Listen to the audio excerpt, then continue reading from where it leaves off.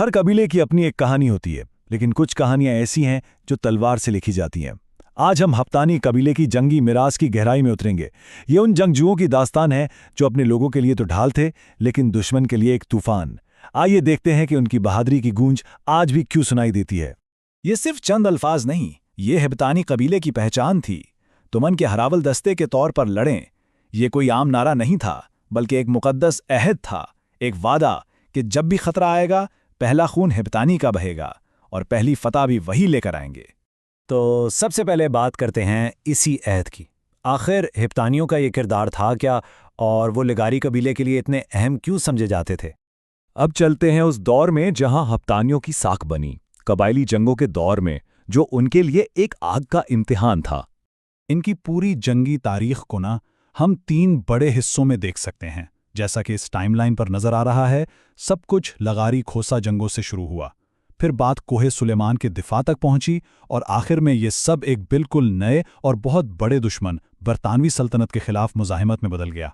डेरा गाजी खान की ज़मीन पर लगारी और खोसा कबाइल में अक्सर झड़पें होती रहती थी, लेकिन जब भी लड़ाई छिड़ती ना, तो एक नाम था जो सब कुछ बदल देता था: हिब्तानी। ये वो फैसलाकुन अंसर थे जिनकी बेखौफी ने हर बार लगारी सरदारों के लिए फतह को यकीनी बनाया। लेकिन सिर्फ बहादुरी से जंगें नहीं जीती जाती।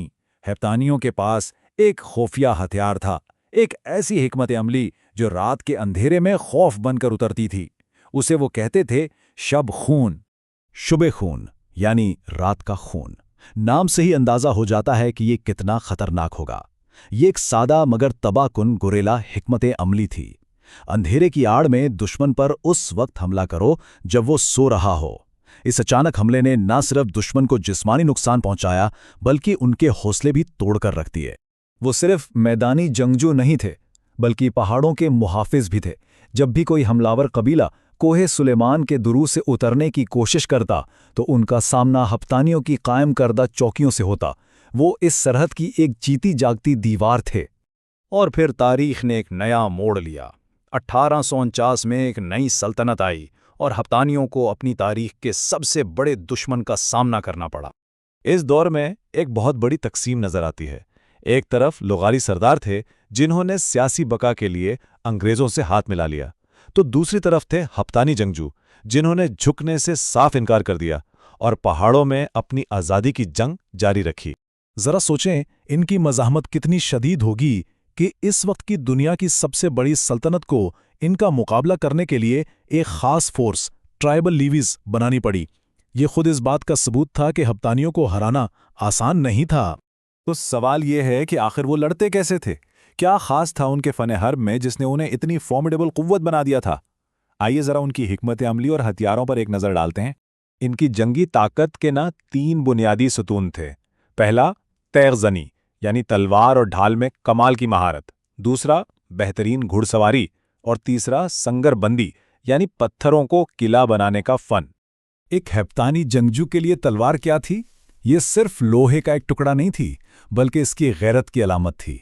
ये एक ऐसा फन था जिस पर हर जंगजू को फख्र था, और मैदान जंग ही वो जगह थी जहां उसके जौहर दिखाए जाते थे।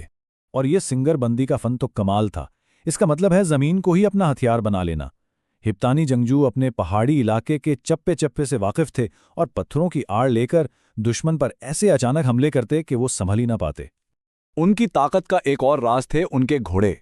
ये आम घोड़े नहीं थे, बल्कि ऐसे जानवर थे जिन्हें खास तौर पर इस तरह पाला जाता था कि वो पथरीले पहाड़ों पर भी इतनी ही तेजी से दौड़ें जितनी रेतीले मैदानों में। ये रफ्तार ही उनकी सबसे बड़ी स्ट्रैटेजिक बढ़तरी थी। लेकिन देखें, जंगें हमेशा नहीं चलती। आखिरकार वो वक्त भी आया जब तलवारें नियाम में गईं और हिब्तानी कबीले के लिए एक नए जदीद दौर का आगाज हुआ। ये तब्दीली एक कानून की वजह से आई, बरतानवी फ्रंटियर क्राइम्स रेगुलेशन या FCR।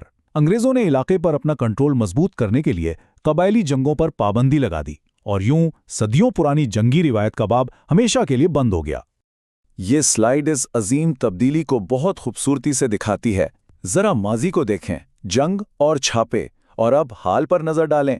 तनाज़ुआत जरगा सिस्टम से हल होते हैं। जहां कभी तलवारें और ढालें थीं, वहां अब खेत और किताबें हैं, और ज़मीन का दिफा अब अपनी मिरास और तारीख के तहफ़्फ़ुज़ में बदल चुका है। یہ ایک جنگجو معاشرے کی مکمل تبدیلی کی داستان ہے۔ تو کیا تلوار کے نیام میں جانے سے ان کی میراث ختم ہو گئی؟ بالکل نہیں۔ آج وہ میدان جنگ میں نہیں بلکہ بلوچی شاعری کے خاص صنف وار میں زندہ ہیں۔ یہ وہ رزمیہ نظمیں ہیں جن میں ان کے بہادروں کے قصے آج بھی گونجتے ہیں۔ تو آخر میں اس پوری داستان سے ہم کیا سیکھتے ہیں؟ یہی کہ اصل میراث تلوار سے نہیں بلکہ داستان سے بنتی ہے۔ یہ ایک جملہ ان کی پوری میراث کا خلاصہ کر دیتا ہے۔ ان کی تاریخ کا سب سے اہم پہلو اپنی زمین اور اپنے قبیلے سے غیر متزلزل وفاداری ہے۔ انہوں نے ہمیشہ مشکل ترین محاذوں پر اپنے لوگوں کا ساتھ دیا اور انہیں کبھی تنہا نہیں چھوڑا۔ اس کہانی کے آخر میں ایک سوال پیدا ہوتا ہے، ہیپتانی تاریخ کا کون سا پہلو سب سے زیادہ متاثر کن ہے؟